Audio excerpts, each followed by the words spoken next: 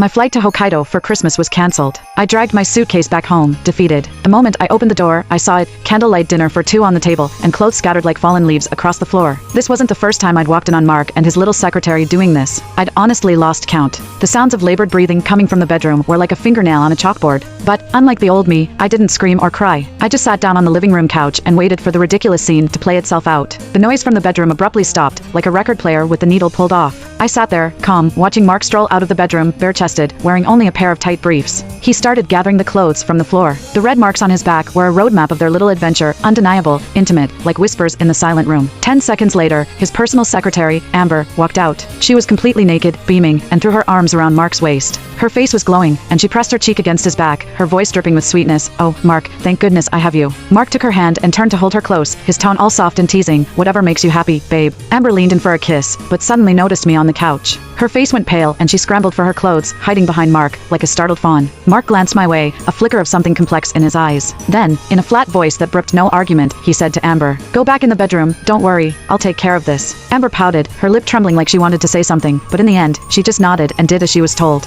Mark added, "And close the door behind you." After Amber closed the bedroom door, Mark finally turned to face me, his gaze locking on mine. He glanced at the suitcase by the door, pretending to be nonchalant. "So, you didn't take off, huh?" I replied evenly, "My flight to Hokkaido got cancelled." "Oh." Mark ran a hand over his forehead, then sat down next to me. The couch dipped under his weight. He closed his eyes and said quietly, "I didn't expect you back so soon. I thought you'd be in Hokkaido already. Amber, she's a poor girl from the sticks, and she's never had a real Christmas before. You were gone, off skiing with the girls, so I brought her back to celebrate with me. Don't be mad, okay? I promise. I won't bring her here next time." I looked at Mark, but just a few days ago when I'd invited him to celebrate Christmas, he'd been a totally different person. He'd been all cold and grouchy. "Why are you so obsessed with Christmas? It's just another commercial holiday. Why can't we just celebrate the holidays that have meaning to us?" His words had sucked the joy right out of me, and I'd quietly cancelled my dinner reservations. After that, I decided to go with my girlfriends to Hokkaido. When Mark saw that I wasn't saying anything, worried I might blow up and go after Amber, he added quickly, "I'm going to take her home right now." I nodded slowly and replied, "Okay." Mark looked surprised. Even I was surprised. I hadn't screamed, hadn't even argued. Ignoring his shocked look, I got up, dragged my suitcase toward the spare room, and slowly walked away. The next afternoon, I lost myself in my studio, painting.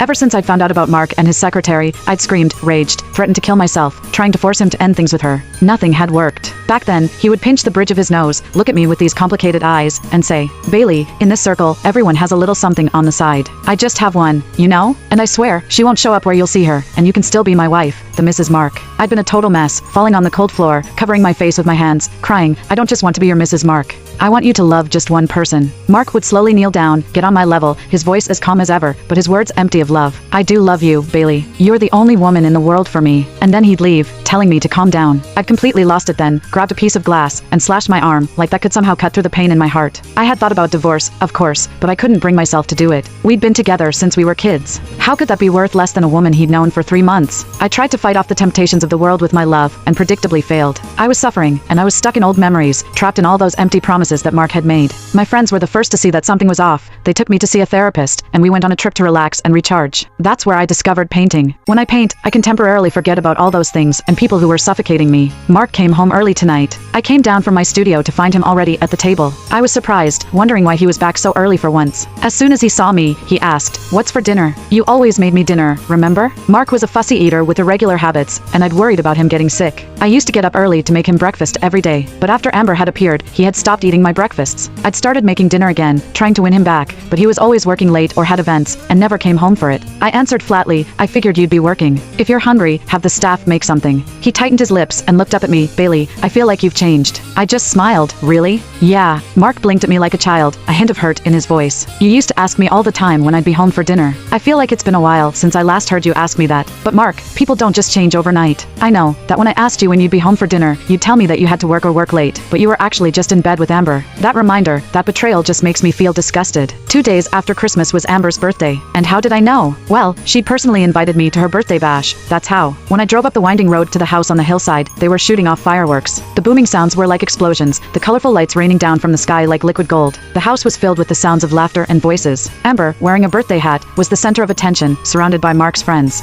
She closed her eyes and made a wish. Someone playfully tried to smash cake in her face, but Mark stopped them. He held her close, gently taking the party streamers from her hair, teasing them to stop goofing around. "Hey, you guys, my girl's all about her looks, so play nice." His words were like a comedy cue and everyone immediately started teasing. "Aw, look at how protective Mark is of you. Little lady, what are you going to do to thank Mark tonight?" Amber blushed at the jokes, sneaking a peek at Mark. I didn't hear what Mark whispered into her ear, but I did see her hide her face against his chest. As I watched this big celebration, I couldn't help but think of my own birthday this year, which I spent all alone. Mark had promised to come home early that day to celebrate with me, so I had turned down the party that my girls had organized for me. I had waited at home, all by myself, until my birthday was almost over. I'd finally called Mark. The phone just rang and rang, no answer. And then, finally, he picked up, and I heard Amber whining that she didn't want to play nurse anymore, and Mark's sleepy voice, and a rustling, like a wrapper being ripped open. My hand squeezed my phone so tightly, I thought it might crack. It felt like my heart was made of glass, shattered, and my whole body was being pierced with 1,000 darts. 5. I saw someone nudge Mark and point me out. When he saw me, his smile froze, and then he looked around, his gaze cold.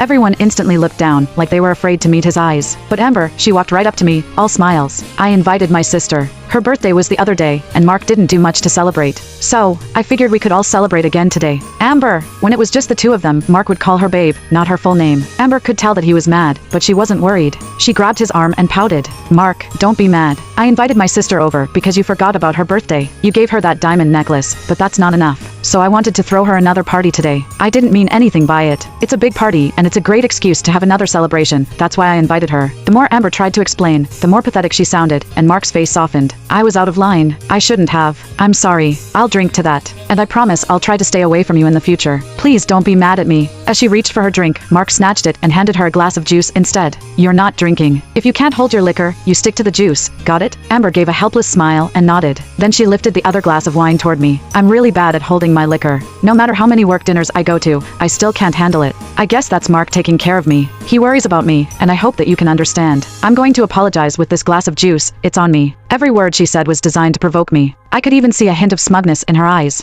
She wanted to make me lose my temper and cause a scene like I always had. But I wasn't the old me anymore. I wasn't heartbroken anymore. I was just bored. I didn't take the glass of wine, and the people around us started whispering. Is Bailey going to go off again? I mean, let's be real, all guys have a side piece, especially a catch like Mark. Bailey's got zero chance of stopping him. Yeah, but the wife being provoked like this, it's kind of obvious that she's going to lose it. Mark took the wine glass from Amber and gave it to me. There was no room for argument in his gaze. "I want you two to be able to get along." I looked at Mark, and a laugh escaped my lips. Did he think that this was the Dark Ages?